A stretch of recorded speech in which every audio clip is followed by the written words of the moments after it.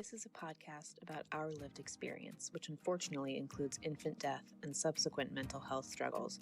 Please take good care of yourself and only listen if this content feels safe for you right now. We'll still be here when you're ready.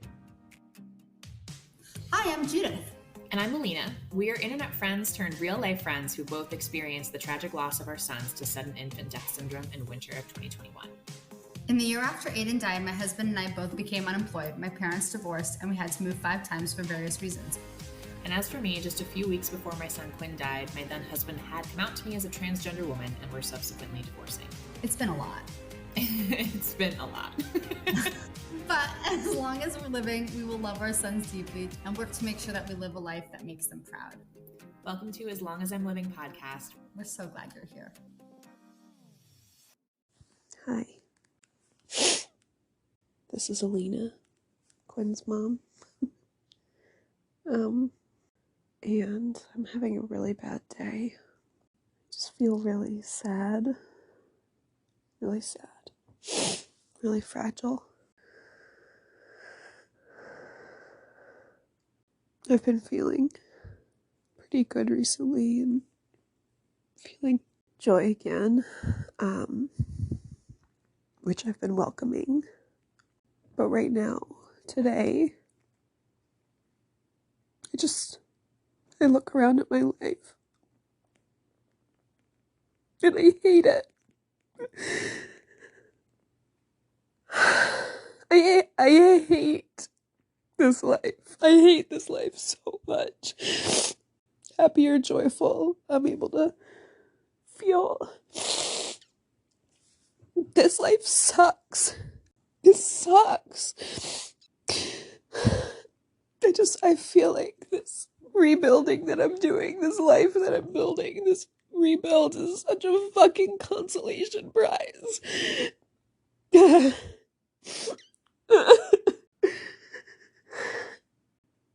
I'm honestly just sick of doing this. I'm sick of it. I'm so sick of it. I'm sick of being alive when my baby's dead. I'm sick of being a mother without having anyone to mother. I feel very lonely today. I feel very lonely.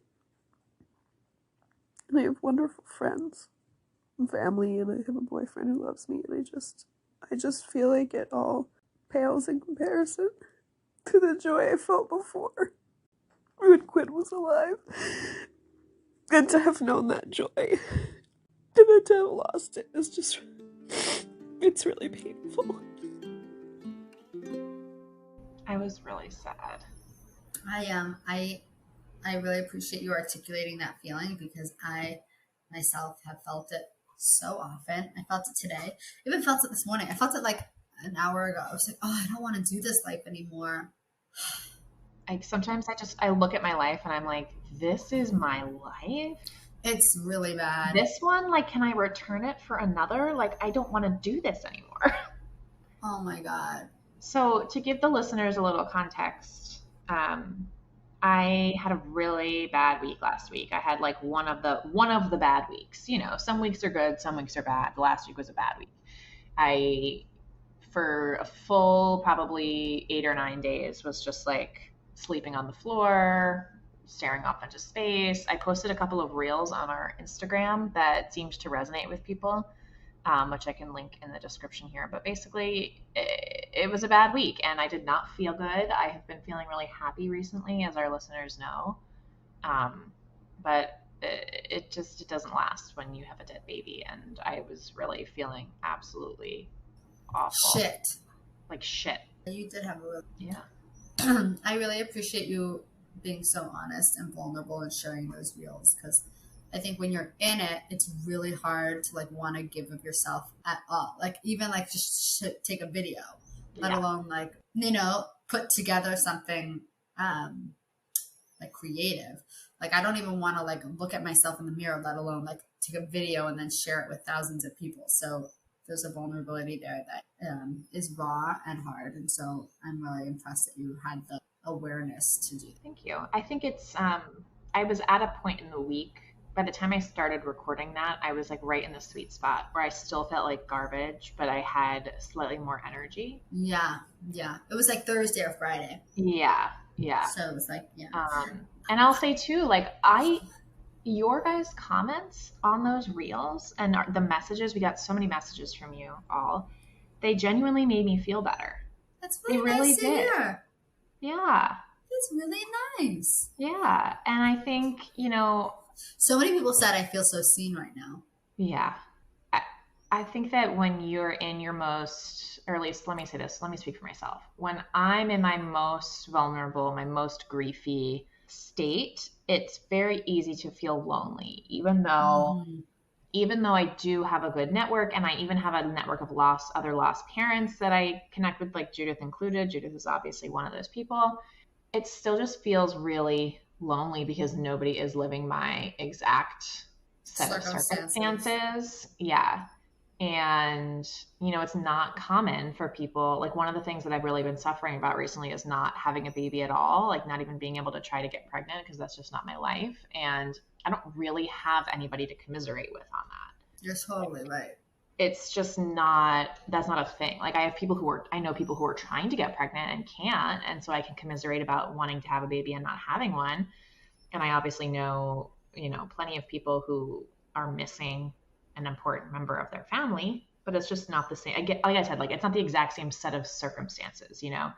And I know for you, Judith, like, you're also living a pretty unique set of circumstances. Like, so I guess what I'm trying to say is, like, being able to connect with people on the things that are shared does feel really meaningful and helpful.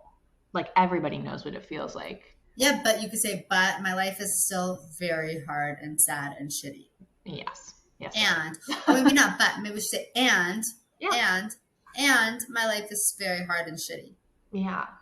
Your life is really hard and shitty. Yeah. So's yours. I know. I feel like I know someone else has explained this to me many, many times, but I think that they're always right. Like, it's like a hum in the background, and then some days you can like ignore that hum and like live life, and then sometimes the hum is just really loud, and you have choice but to be like, okay, fine, I surrender to the hum. Yeah. I feel you. I really do feel you, and I like the idea of a consolation prize, because it's not like there's nothing. It's not like you get nothing. Right. It's just what you get is like plastic.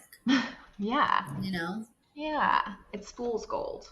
Or okay, so here am I, like, in that recording that I recorded when I was at some of my most upset of the whole week, which I'm sure my mom hated listening to that. Sorry, Mom. So sorry, Mom. My brain was telling me that all the happiness I've felt since Quinn died, any of the happiness that I've felt since Quinn died, was false happiness. Oh my God, Alina, I've had the same thought and feeling. Yes. How have we never discussed this? I don't know. I've had the exact same thought and feeling. And when I felt like trash, I was like, oh, every single time I've ever been happy, it's been a lie. And my brain was like, Alina, you thought you were happy, but this is the real you. And the real you is miserable and you hate your life. Your life is terrible. You hate it. You're not happy. You're lying to yourself when you say that you're happy. But you know what, Judith? My brain was being a jerk. And that's not true. I think there's a kernel of truth. I think what your brain is saying, first of all, I do believe you are happy. Hold on. Yeah. I'll say that. I think the kernel of truth is, but this is not what I would choose. No, absolutely not. You know, what you're really saying is I have all these things. I'm like, they're fine, but I don't want this life. Yes. Sure, I am happy. There's a lot of good, you know, but this is not what I would choose. And I think the truth is, Alina, we are white, cis women with college education. Mm-hmm. We are used to getting what we want. Yes. You know, we had a vision in our mind of what we wanted, and then the world was giving it to us for maybe with some hiccups, but like we were on track to getting exactly what we wanted. And I think a little piece of this is like a little child of me being like, but I don't want this, you know? Yes. I don't want it. This isn't what I want. And I feel like, I don't know. I think because we are privileged from all of those things I just, you know, mentioned, we always had food on the table, that part of this is that little child being I don't think being a spoiled brat, but just that little child that believes that we get what we want. I don't know if I'm being like really privileged in my attitude of like, I don't get what I want, or is what I wanted so basic and so obvious that even people who are not cis white college educated people get this at a minimum, and I didn't get it. Wait, did I make any sense with that? Yeah, I don't know if I did. Because you and I have spoken on the phone about how many people who go through really difficult times, whether they go through, a flood and they lose their home, or they go through a famine, or their country is at war, and they can say to themselves, "Oh, but I have the health of myself and the health of my children." Yes. as like that's what they. And then we can't even say that. It's like, wait a minute. Sometimes like when you pointed that out, I was like, whoa. I mean, like, think about this. How frequently do you hear people say, "But at least I have my family"? Yes. Like in any circumstance where like maybe shit has gone sideways in their life, maybe they lose their job, maybe they're whatever. Like I've heard my parents say it. I've heard everybody say it. You hear people say it on TV. You hear people say it on the news. Yeah. At least I have my family. I don't have my family. Right. Exactly. Right. That's why I'm saying our lives are that bad. They are that bad. If you are following my logic right now, you've lost a child.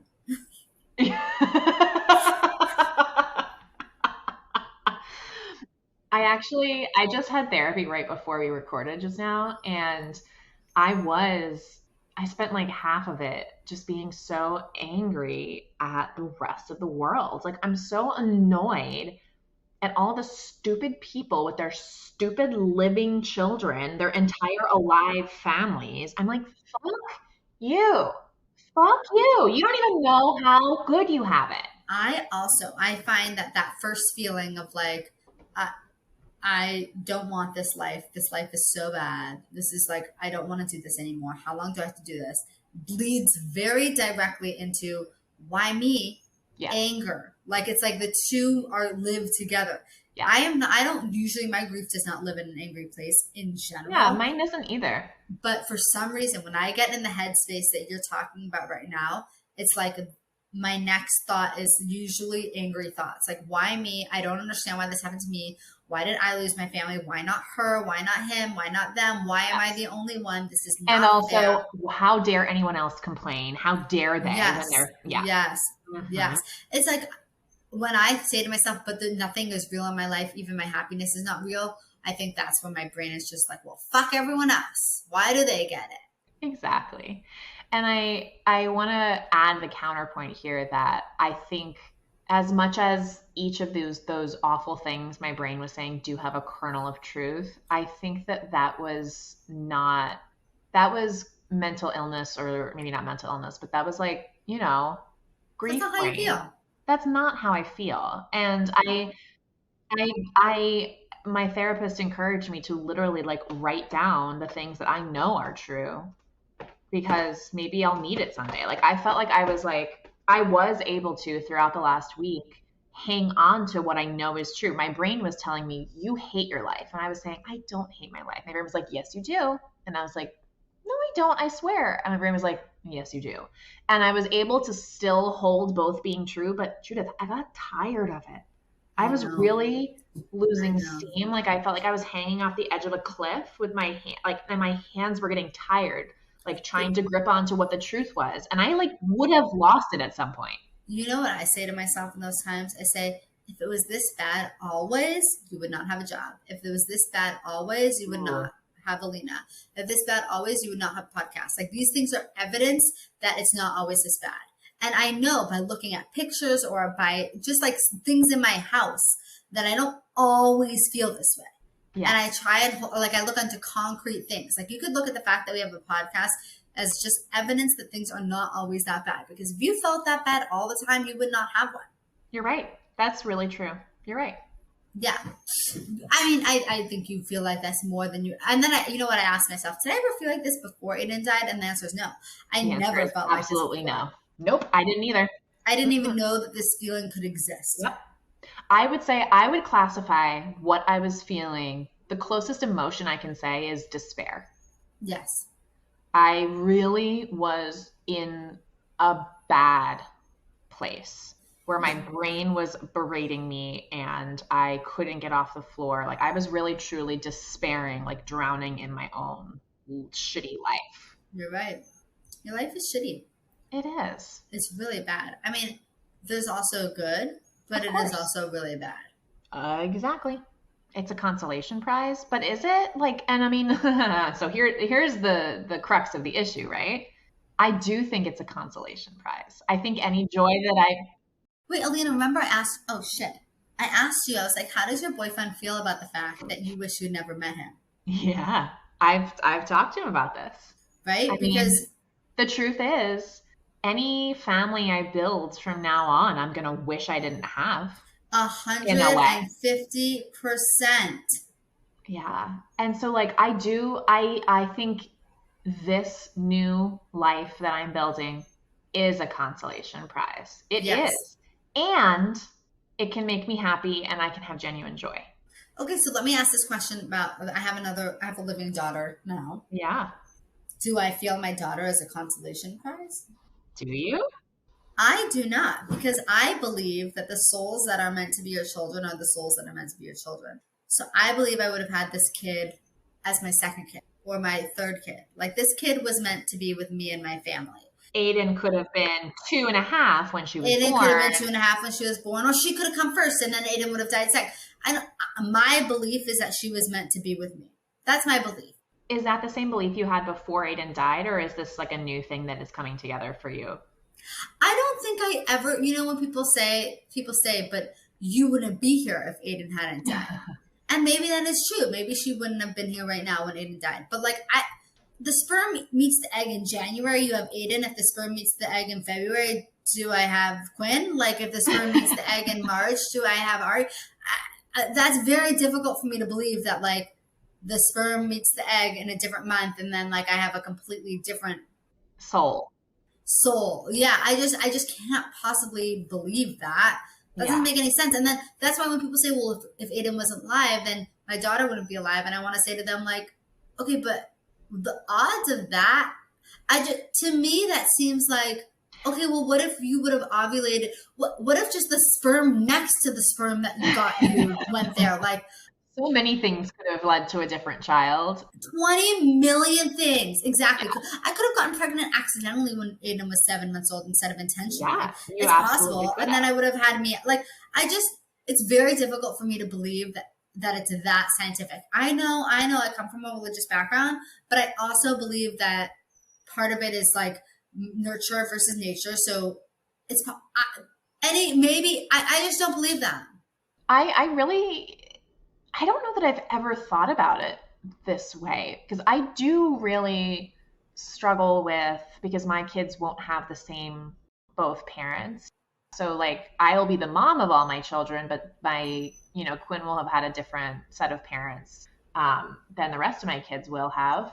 And I think I have really struggled because like my kids like straight up would not exist. Like they'll have different genetics than if shit hadn't gone so sideways in my life. But so that's different than you and your husband where it's all the same. But that said, like I don't think I've ever thought about like the fact that maybe the soul is completely separated from the genetics of the question, and the souls that were meant to come to me.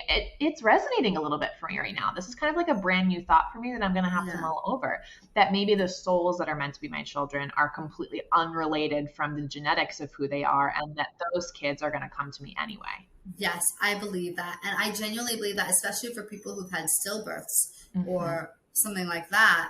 Or let's say your kid has some freak genetic disease and is not compatible with life or whatever it is.